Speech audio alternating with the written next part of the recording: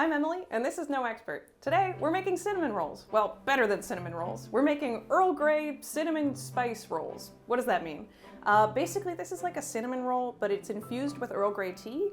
I use coconut milk instead of regular milk because I love it. You could use regular milk if you want to, but coconut milk's pretty good. And cardamom, as well as the cinnamon.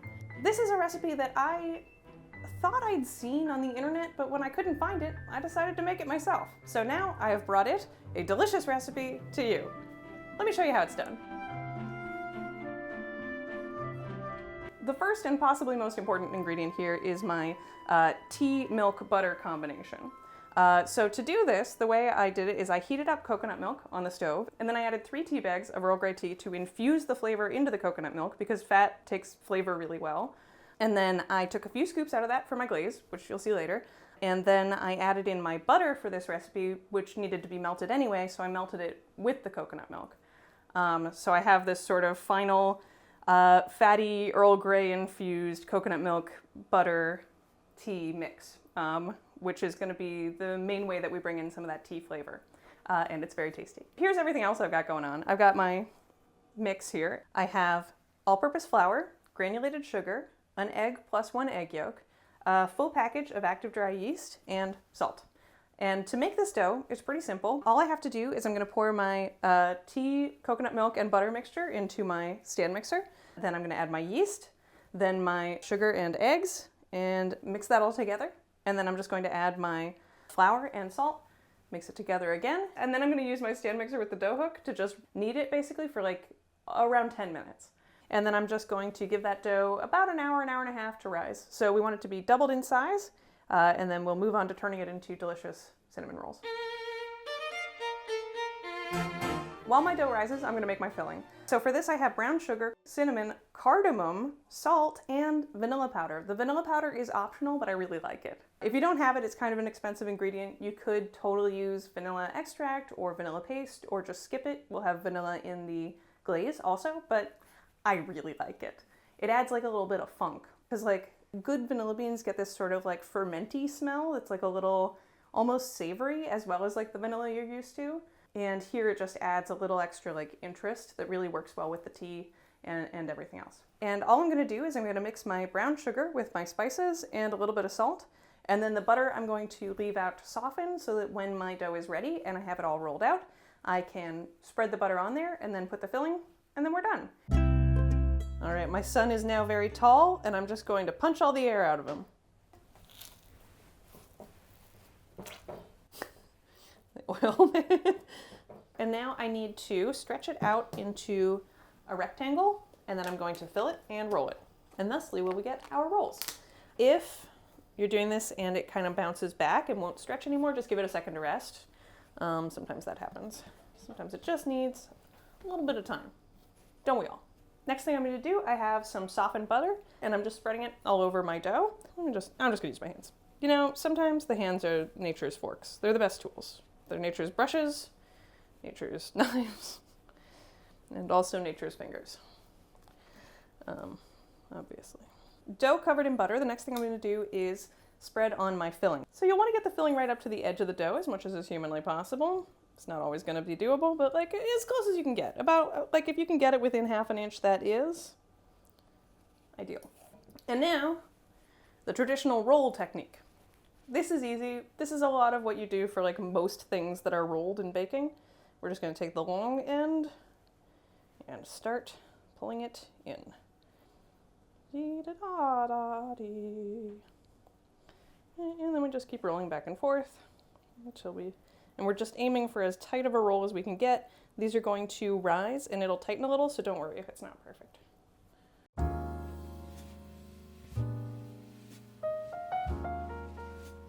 Pinch a seam together. Just trying to start sealing this up. It's not going to be perfect again, but just, you know, keep everything from falling apart. All right, and then we're going to roll it on top of the seam, and we're ready to slice it. I'm going to slice this into rolls and put it in a buttered pan, let it rise for 30 minutes, and then bake it. And then we're on our way to Roll Town, Bunville, USA. Americatown, Cinnabon world. These are looking great, nice and risen. I'm going to pop them into the oven at 350 for around 18 to 20 minutes, or until they're nice and golden brown.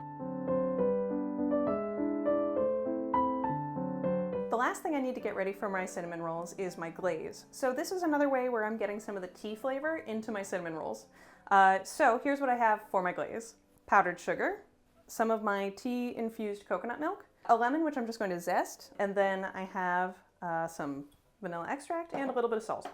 To make the glaze, I'm just going to whisk the tea milk together with my powdered sugar until it becomes around the right consistency, which I would say is like fairly thin, but like not too thin. Think of a glaze. Go for that.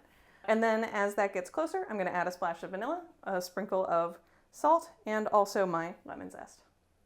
And this is really going to make my cinnamon roll a little more like sticky and unctuous and give it more of that like classic cinnamon roll feel that you think. Without a glaze, it's really just a bun. These look so good and they smell so good. And all that's left is I have to put the glaze on and plate them up, and then we can taste them. And I'm looking forward to that.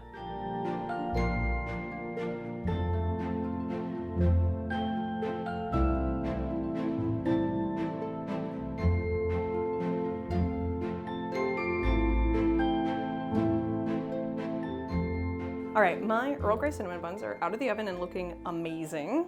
And all that's left is to give them a little taste. They smell so good. It's like just a little floral because of the Earl Grey and cardamom, but like mostly like that like sweet, sticky, unctuous cinnamon bun thing that you love so much, or that I love so much. I don't know about you. You do your own thing. Whatever you love, love it. Fine. Anyway, I'm gonna taste these.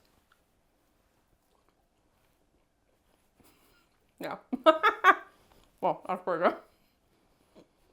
I don't want to toot my own horn here, but toot toot. They're like the cinnamon buns you love so dearly, but with cardamom and Earl Grey, and they're just a little more like savory and a little more bright, but like fluffy and buttery. They're so delicious. Like a cinnamon roll on steroids, but tasty steroids. Like a delicious meathead.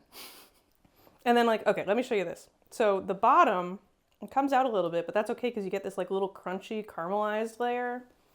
And then you got this tall, fluffy bun.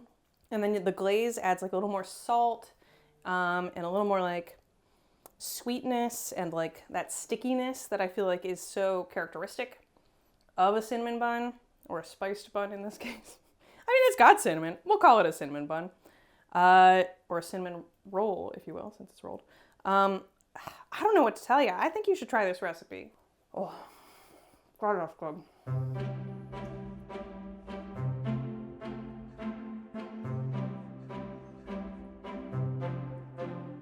All right, and those were my Earl Grey cinnamon spice rolls. They are so good and really like tangy and bright and delicious. It's a great time of year to try making these, and it's really not that hard. I believe that you can do it. Thanks so much for watching. If you liked this video, don't forget to smash that like button, and if you want to see more like this, you can always smash that subscribe button. And I'll catch up with you later. Bye-bye. Oh, goodbye. Bye. Goodbye.